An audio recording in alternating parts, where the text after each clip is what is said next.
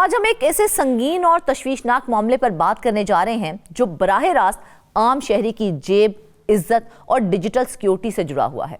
National cyber crime investigation agency, जिससे तवक्को ये की जाती है कि वो ऑनलाइन फ्रॉड, व्हाट्सएप हैकिंग और डिजिटल जुराइम के खिलाफ फ्रंट लाइन डिफेंस होगी, आज खुद एक इंतजामी बहरान, फंड्स की कमी और अंदरूनी दबाव का शिकार नजर आती है। सवाल यह है कि जब इदारा ही कमजोर हो जाए तो शहरी किसके दर पर जाएंगे? आइए इस पर बात करते हैं। हमें ज्वाइन किया है नुमाइंदा खसूसी इस्लामाबाद रियाजुल हक ने। रियाज, सबसे पहले ये बताइएगा कि NCCIA इस वक्त क्राइसिस मोड में क्यों नजर आ रही है? असल मसला कहां पर है? जी बहुत शुक्रिया फरजाना। देखें, नेशनल साइबर क्राइम इन्वेस्टिगेशन जो एजेंसी है इस वक्त अपने शायद हम ये कहें कि जब से उसकी पैदाइश हुई है तकरीबन जून जुलाई से लेकर ऑनवर्ड्स, पहले ये साइबर क्राइम एजेंसी थी, FIA के अंडर आती थी। अब एक इंडिपेंडेंट इदारा बन गया जिसका एक DG होता है। हमने कुछ अर्से पहले इस पर प्रोग्राम किया कि इसको ट्रांसफॉर्म करने के लिए प्लान्स बनाए जा रहे हैं, सारा कुछ और ये वो।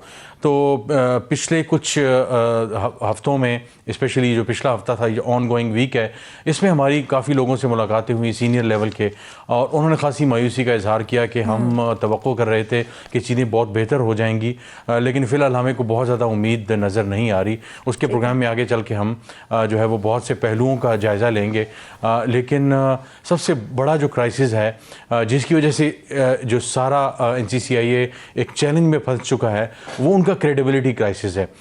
इदारे चाहते थे, वजारत की सतह पे, वजारत दाखिला के अंडर आता है ये NCCIA, तो कोशिश ये थी कि चीज़ों को ट्रांसफॉर्म किया जाएगा।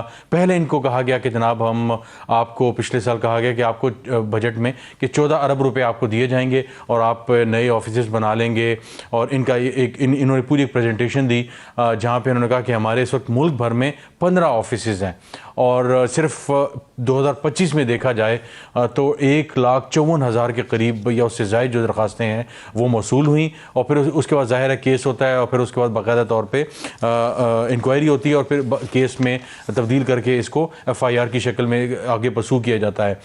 तो एक बड़ा चैलेंज जो ये आया कि हमने देखा, हमने बाकायदा तौर पर डकी बाई वाला केस और इस तरह से रिलेटेड यूट्यूबर्स का जो सारा स्कैंडल था, उसको लेकर तफसील से हमने काफ़ी जो है वो प्रोग्राम किए इसी प्लेटफॉर्म के तवज्जुह से। और उसके बाद ये हुआ कि FIA के NCCIA के काफ़ी लोग इसमें जो है वो पाए गए जो करप्शन में मुलविस थे।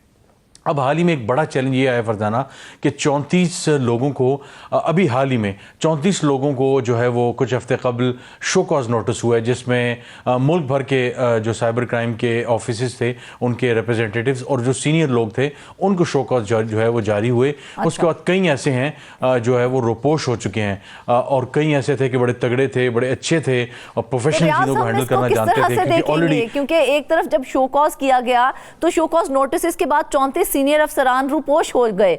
तो मतलब इस तरह से रूपोश हो जाना क्या इदारे के लिए एक इंस्टीट्यूशनल फेलियर नहीं है? देखिए, एक बड़ा चैलेंज तो ये हुआ कि जब डकी भाई वाला मामला सारा हुआ, ऑनलाइन फ्रॉड, ऑनलाइन स्कैम्स वाला मामला, उसके साथ मिलकर यूट्यूबर्स वाला मामला, फिर हमने देखा कि कैसे लोगों का जो है वो एतमाद जो है वो एक पूरा क्राइसिस क्रिएट हो गया, और एक क्रेडिबिलिटी क्राइसिस जो थी उसके अंदर NCCIA चलेगी, शायद वो अब तक उसी में है। तो बहुत से लोगों को हमने देखा कि 9 लोगों को पहले और उसके बाद 4-5 लोगों को बाद में उनके इस्तीफे मंजूर कर लिए गए या उनसे इस्तीफे ले लिए गए। और एक जो सबसे हैरान कौन और परेशान कौन बात है, जो शायद हमने थोड़ा सा पहले भी डिस्कस किया था, लेकिन अब हमारे पास नंबर भी आ गया है कि ओवरऑल जो स्टाफ है अक्रॉस द कंट्री NCCIA का, वो तकरीबन कुछ 400 के करीब है, और उसके 8-10 के अलावा जितना भी बाकी स्टाफ है वो कॉन्ट्रैक्ट पे है। अच्छा। अब जो कॉन्ट्रैक्ट पे आते हैं वो मुख्तलिफ जगहों से आते हैं, और कुछ जो है वो उनका कोई बैकग्राउंड उस तरह का नहीं होता, थोड़ा बहुत वो था, और उनको NCCIA में डाल दिया गया। कुछ को FIA से लिया गया है, कुछ और जगहों से, कुछ सीनियर ऑफिसर्स हेडक्वार्टर्स में जो मौजूद हैं, और चीज़ों की और साख को बेहतर करने के लिए वो कोशिश कर रहे हैं। लेकिन ज़ाहिर है इतना बड़ा हाथी है और उसका इतना बड़ा क्राइसिस हुआ है, तो उसके बाद जब ये शो कॉज हुआ है तो पहली क्रेडिबिलिटी क्राइसिस चल रहा था, ऊपर से जब 34 को शो कॉज हुआ है, ज़ाहिर है ऑन गोइंग जो है इन्वेस्टिगेशंस हैं, उसमें तो वो भी दाएं बाएं जो है वो रुपोश हो गए। ऑलरेडी कुछ लोग हमने देखा कि अयाज खान वगैरह, जो उस्मान खान तो अरेस्ट हो गए इस्लामाबाद से जो थे, अयाज खान एक बड़ा नाम था इस्लामाबाद के लेवल पे, वो भी रुपोश हो गए, फिर उसके बाद इन 34 लोगों में से भी काफ़ी हद तक रुपोश हो गए। तो ये एक बहुत बड़ा क्राइसिस जो है वो और क्रिएट हो गया, यानी ऑलरेडी एक क्वालिटेटिव जो है वो टीम की कमी है और ऊपर से इस तरह के मामला हो गए हैं। तो ये जो तमाम चीज़ें हैं इसने NCCIA को एक खौल में एक किस्म का बंद कर दिया है। अब NCCIA के चुप करता धरता है, जो नए करता धरता है, वो कोशिश तो कर रहे हैं कि चीज़ों को बेहतर किया जाए, लेकिन जो उनकी क्रेडिबिलिटी इतनी ज्यादा खराब हो गई है। 14 अरब रुपए के बजट की यकीन दहानी करवाई गई थी, उसके बावजूद अगर फंड्स रिलीज नहीं हुए तो उसकी जिम्मेदारी किस पर आयद होती है? देखिए, वजारत दाखिला की तरफ से इनको यकीन दहानी करवाई गई कि आपको 14 अरब रुपए जो फंड है वो आपको दिया जाएगा और मामला बेहतर हो जाएंगे।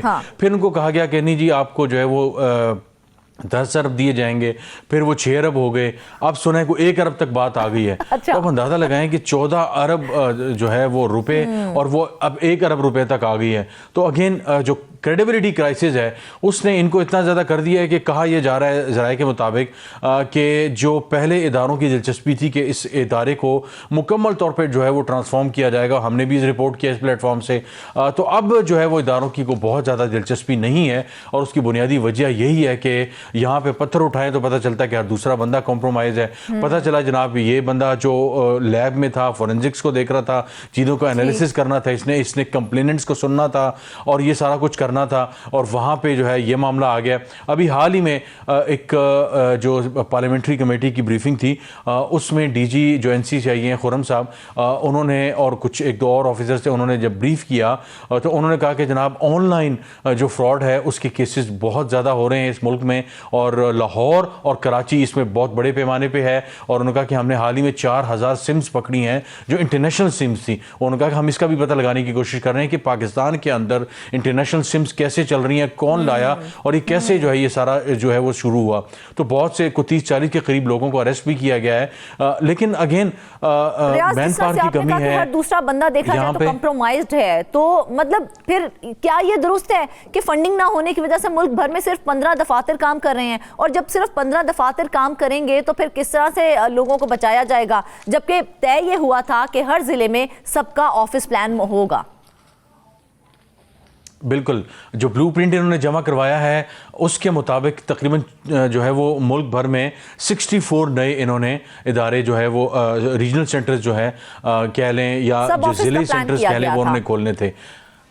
हाँ जी, इस वक्त 15 के करीब हैं। तो जो अमाउंट ऑफ कंप्लेंट्स आ रही हैं वो बहुत ज़्यादा हैं। मिसाल के तौर पर इन्होंने हाल ही में बताया कि तकरीबन जो इंक्वायरीज़ हैं वो हर IO के पास जो इन्वेस्टिगेशन जो ऑफिसर होता है वो 550 इंक्वायरीज़ हैं और 70 केसेस हैं 15 ऑफिस में जो लोग काम करते हैं मुल्क भर में। अब मुझे ये बताएं कि 550 इंक्वायरीज़ हैं और हर आए दिन जो है वो इंक्वायरीज़ बढ़ती जा रही हैं। सिर्फ 2025 में अगर आपके पास 1.5 लाख से ज़ायद अगर जो है वो आ रही हैं कंप्लेंट्स आ रही हैं, फिर आपने उनको चांद पटक करनी होती है, फिर लोगों से कुछ मालूमात लेनी होती हैं, फिर उसके बाद उस कंप्लेंट्स को जब आपने इंक्वायरी में कन्वर्ट करना है तो कुछ चीज़ें आपके पास होनी चाहिए, फिर बाकायदा अगर केस बनेगा तो उसकी FIR दर्ज होगी और उसको फॉलो किया जाएगा। ये वो सारी चीज़ें जिसके लिए आपको मैन पावर चाहिए, एक्सपर्टीज़ चाहिए, आपको फोरेंसिक लैब्स चाहिए, आपको डिजिटल जो एनालिसिस या डेटा एनालिसिस का जो मशीन होती हैं, AI मशीन्स कह लें या दूसरी मशीन्स जो है वो आपको चाहिए, अच्छे अपडेटेड सॉफ्टवेयर चाहिए, वो आपके पास नहीं है।